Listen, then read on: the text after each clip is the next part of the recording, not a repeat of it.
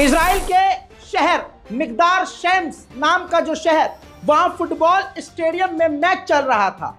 अचानक से हिजबुल्लाह की तरफ से एक मिसाइल आया और उस स्टेडियम में जाकर गिर गया।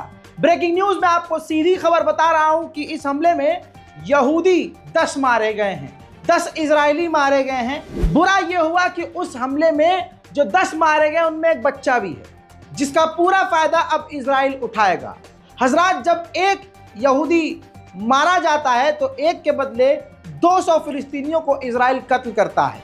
ऐसे में हिजबुल्लाह के खतरनाक हमले से जो 10 यहूदी मरे हैं, उसका बदला इजराइल ठीक ऐसे ही लेगा जैसे पूरे गाजा से इजराइल ने बदला लिया है।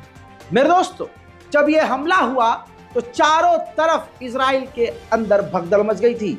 यह भी अपने में एक बड़ा सवाल है और शक हो रहा है यहाँ पर कि आखिर इजराइल के सेंटर वाले शहर में हिजबुल्लाह की एक मिसाइल आकर गिर भी जाती है और इजराइल का कोई एयर डिफेंस सिस्टम उसको रोकता नहीं है। आखिर क्यों? देखिए हमला।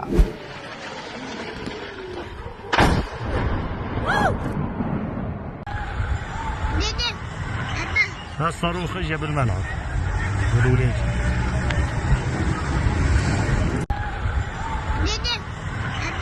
صاروخ جاب الملعب ولولين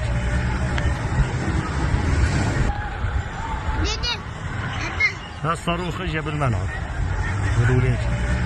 मेरे दोस्तों, बस यहाँ पर एक शक वाली बात यह है कि खबर ऐसी है कि हिजबुल्लाह ने साफ साफ कह दिया है कि हमने हमला किया नहीं। हिजबुल्लाह पीछे हो गया। हिजबुल्लाह ने कहा कि ये हमारा हमला नहीं है, ये हमारा स्टाइल नहीं है, ये तो खुद के इजराइल के इंटरसेप्टर्स हैं। इजराइल जब किसी तरफ से आने वाले रॉकेट को रोकता है तो इसका रॉकेट निकलता है और दुश्मन के रॉकेट से टकराता है। फिर इसी रॉकेट के, इजराइल के ही रॉकेट के पुर्जे कई इलाकों में, उसी के इलाकों में गिरते हैं और कई बार फटते भी हैं, जो ये हुआ है। हिजबुल्लाह ने साफ इनकार कर दिया है, लेकिन इजराइल का कहना यह है कि अब लाल लाइन यानी रेड लाइन हिजबुल्लाह ने क्रॉस कर दी है। शक वाली बात पर्सनली बता रहा हूं यह है कि जब हमास को इजराइल को ख़त्म करना हुआ तो जानबूझकर इजराइल ने अपने बॉर्डर की सिक्योरिटी को ढील दी। हमास ने उसका फ़ायदा उठाया और 7 अक्टूबर को इजराइल में घुसकर हमला किया। इजराइल पर जैसे ही हमला हुआ, नेतन्याहू को मौका मिल गया और आज गाजा तबाह हो गया। ऐसा ही सिमिलर प्लान मुझे लग रहा है कि जानबूझकर हिजबुल्लाह के हमले को नहीं रोका, जानबूझकर सिविलियन के ऊपर ये मिसाइल इजराइल ने गिरने दी, या फिर जानबूझकर अपना ही इंटरसेप्टर वहां पर गिरने दिया, जिसका रिजल्ट ये हुआ कि 10 यहूदी मारे गए और अब इजराइल के पास पूरा मौका है कि वो पूरे लेबनान को तबाह कर दे।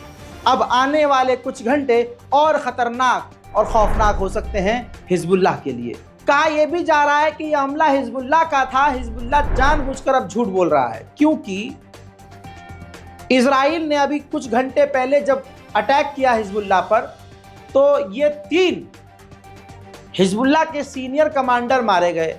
जब हिजबुल्लाह के 3 सीनियर कमांडर मारे गए तो उसके बाद जब हिजबुल्लाह ने हमला किया तो ये 10 यहूदी मारे गए जो स्टेडियम में मारे गए। तो कहा जा रहा है कि हमला हिजबुल्लाह का था, लेकिन हिजबुल्लाह इस वक्त खुलकर एक्सेप्ट नहीं कर रहा है। ब्रेकिंग न्यूज़ में फिलहाल के लिए इतना ही। हालात सख्त हैं और आगे और भी बहुत कुछ हो सकता है। मिडिल ईस्ट पूरी तरह से जलने की कगार पर आ चुका है।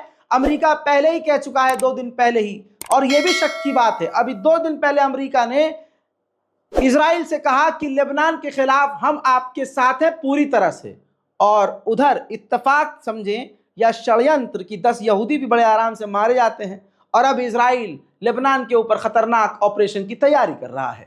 इस बारकोड का सिर्फ इस्तेमाल इसलिए कीजिए ताकि हम गाजा और फिलिस्तीन तक कोई ना कोई छोटी मोटी मदद पहुंचा सकें। इस रिपोर्ट को शेयर कीजिए और इंतजार कीजिए मेरे अगले अपडेट का।